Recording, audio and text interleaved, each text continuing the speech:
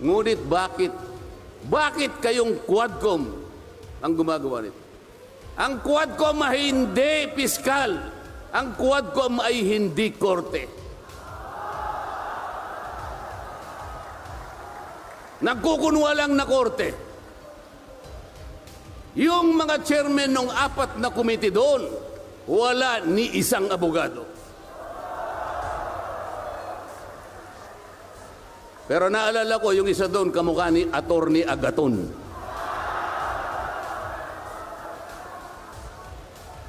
So sa halip na ang unahin ay yung kapakanan ng mamamayan, sa harap at liwanag ng napakaraming nakabantang panganib sa atin, sa ekonomiya, panglipunan, pangsiguridad, korupsyon, katiwalian, bakit ang inuuna ay usigin ng isang tao na hindi naman ipadadaan sa tamang proseso ng batas?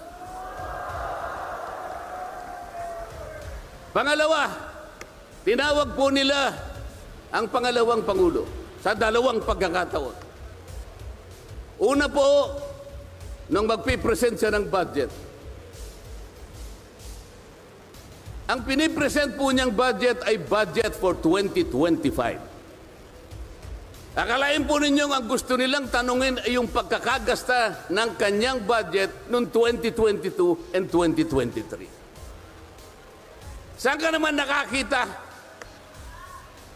ng ganong klaseng direksyon? 2025 ang dapat pag-usapan, ang kanilang pilit na itinatanong ay paggamit o paggasta niya noong 2022 at 2023. Ang sabi po ng Vice President, siguro na inis na rin, I forgo my opportunity to defend this 2025 budget and I leave it to the discretion of the House of Representatives as presented. Oh, ayaw pa nilang tanggapin. Nang ibig sabihin, ayaw ko nang idepensa sa inyo. Bahala na kayo. Kung anong gusto nyong ibigay sa akin, bahala na kayo. Ano pong ginawa nila? Hindi. Kinakailangang masagutin mo lahat ito. Walang exempted dito. Kahit ano nga yun siya, kailangan namin tama po yung lahat po ng paggasta ng pera ng bayan ay kailangan pong suriin. Totoo po yun. Ngunit meron pong pagkakataon at panahon sa paggawa nito. Hindi po sa panahon ng pipresenta ng budget.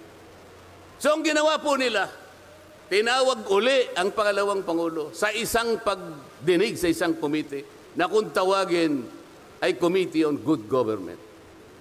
Alam po ninyo yung pagsisimula nila para magkaroon ng katwiran na masabi na ang Vice President? Kinasangkapan nila yung isa sa amin, isang representative sa Maynila, tumindig at nag-privilege speech.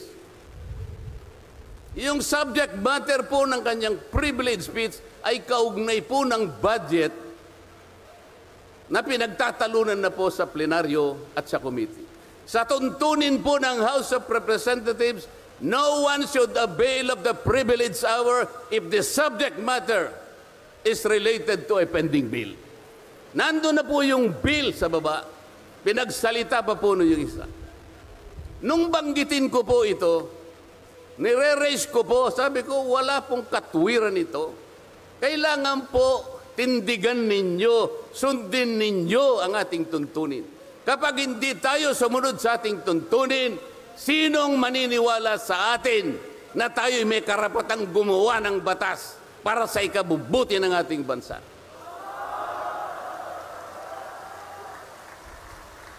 Ang sabi po ng chairman, noted. Saan ka naman nakakita ng ganun? Ang House of Representatives ay lugar ng pagdidebate. Doon masusuri kung sino ang may katwiran. Kung hindi magsasalita ang chairman. At pagkatapos po, sinabi ko pa, bakit baka ako, dahil lamang sa isang manifestation ng isa sa amin, ginawa na naman ninyong isang motu proprio action. Yung motu proprio po ay, ibig sabihin, ang komite sa kanyang sarili ay pwedeng mag-imbestiga sa sarili niya. Pero ginamit nila yung manifestation ng isa sa amin. Mali na naman po yun. Hindi po dapat ganun. Nung i-raise ko po yun, ayaw na naman po nilang pumayag. Samantalang ako po, I delivered a full privilege speech. DepEd din ang pinag-uusapan nun. At ang ni-raise ko po ay yung katiwalian involving more than 3 billion pesos covering 3 annual audits of the Commission on Audit. Kahit na full privilege speech, hindi man lang po ni-repair sa committee. Samantalang yung illegal po na privilege speech, dali-daling ibinigay kagad sa Committee on Good Government. Kahit na illegal, kahit alam nilang mali. Ito po yung problema. So sabi ko, Mr. Chair, bakit tayo po ang sumusuri? Bakit tayo po ang nag-audit ng confidential funds ng Vice President? Bakit tayo po? Hindi po ba ang minanduhan ng ating saligang batas na tanging may otoridad at kapangyarihang mag-audit at mag-examine ng lahat ng report at papeles ng pagkakagasta ng ating bansa ay ang Commission on Audit? Ni-raise ko na naman po yun. Ayaw pong sumagot ng chairman. Ang pinasasagot po sa akin ay yung hindi abogado. Sabi ko, Mr. Chair, nilapitan ko po sila. Mr. Chair, huwag naman pong ganito. Ilagay naman po natin sa konteksto at sa regulasyon ng ating ginagawa. Tinatanong ko po ay isang constitutional issue. Bakit ang pasasagutin mo sa akin ay hindi man lang abogado? Huwag mo naman akong insultuhin.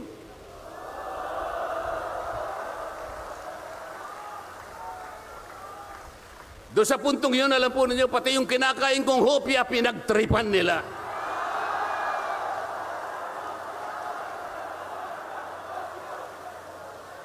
Ang Iglesia ni Cristo ay hindi po laban sa impeachment, sapagkat ang impeachment ay itinatadhana sa saligang batas.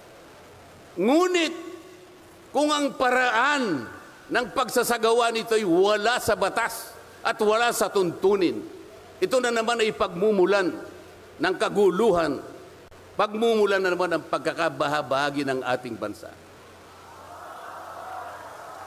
Ito po ang gusto nating iwasan. Ito po ang gusto nating iwasan. Iniimbestiga nila po yung confidential funds. Ang tanong ko po, Mr. Chairman, mahigit pong 400 opisina at ahensya ng ating pamahalaan ang tumatanggap ng confidential funds. At sila din ay natatawagan ng pansin ng Commission on Audit. Bakit naman isang opisina lang ang pinipilit niyong usisain? Hindi ba masyadong halata namang pamumulitika yan? Ito po yung gusto nating liwanagin. Hindi po tayo laban sa pag-iimbestiga ng katiwalian. Ilagay po natin sa ayos. Sana man lang, kumuha sila ng ilang pang mga bahagi ng opisina na kagaya din ng paggagamit ng confidential funds, sapagkat ang layunin po raw ay makagawa ng batas. Kung talagang gusto ninyong gumawa ng batas, kasi po in aid of legislation, palagi po ito ang nagagamit, inquiry in aid of legislation. Nasa saligang batas po naman talaga ito. Kaya lang, meron pong limitasyon ang inquiry in aid of legislation. Ano po yung unang limitasyon? Kailangan po meron ka ng nakabalangkas na batas, panukala. Hindi mo lang makumple-kumpleto sapagkat nag-aatubili ka, baka merong impact ito sa ibang sektor. Kaya tatawag ka ng mga tao na makatutulong sa'yo para sa ganun makumpleto mo ang iniisip mong panukalang batas. Pagka ganun, alam niya kung sinong tatawagin niya. At alam niya rin kung anong itatanong niya. Hindi po ganun ang nangyayari ngayon eh. Dahil nga wala na pong rule of law, basta na lang sila tatawag ng kahit sino sapagkat hindi naman po talaga ang layunin ay gumawa ng batas kung hindi usigin ang taong gusto nilang usigin. Ito po ang nangyayari ngayon. Kaya nga po, dahil sa kagustuhan nila na talagang usigin ng ICC ang Pangulong Duterte, alam po ninyo, yun lang ang tanging layunin. Sa 13 pagdinig ng Quadcom, 13, nakapaggawa lang sila ng isang batas na kahit siguro po high school graduate pagtatawanan niya yung kanilang panukalang batas. Bakit po? Yung definition na definition lamang po ng extrajudicial killing ay talaga pong matatawa ka na. Tayo ko na pong babain yun. Ibig sabihin, ang layunin talaga ay hindi in aid of legislation, kung hindi in aid of prosecution, in aid of persecution.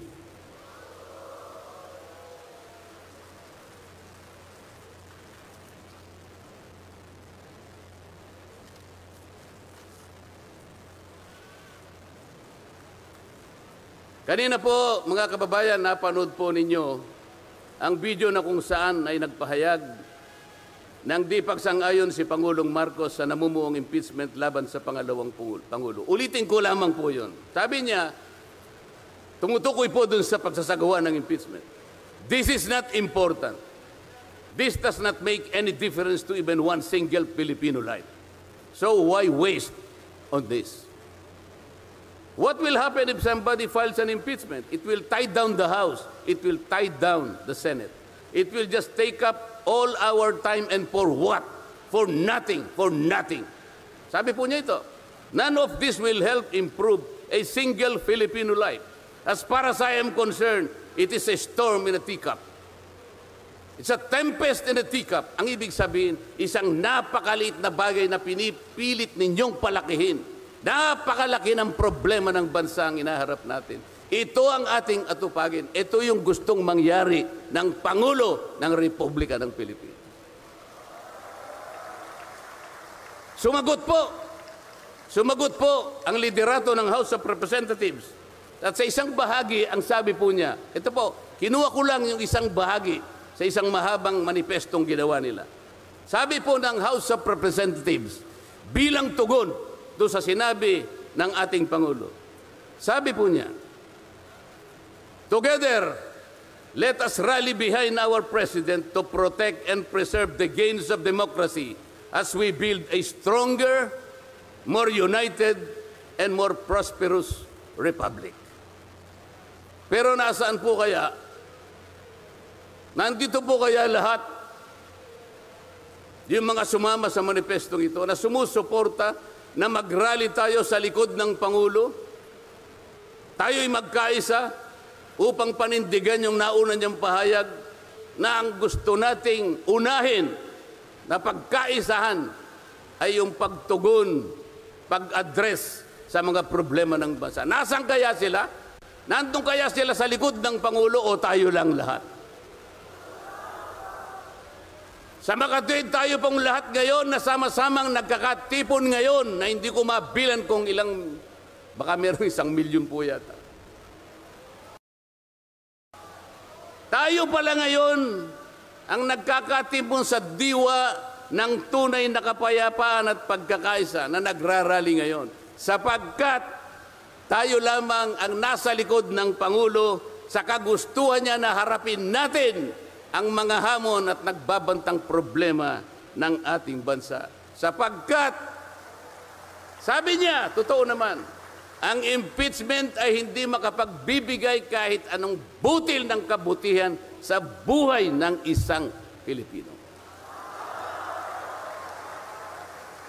Bago po ako magtapos, ay nais ko pong sipiin dito ang butil ng kaalaman na inalaw sa isang 1957 Nobel na ang pamagat ay Atlas Shrugged ni Alice O'Connor, na kilala sa taguring Ayn Rand.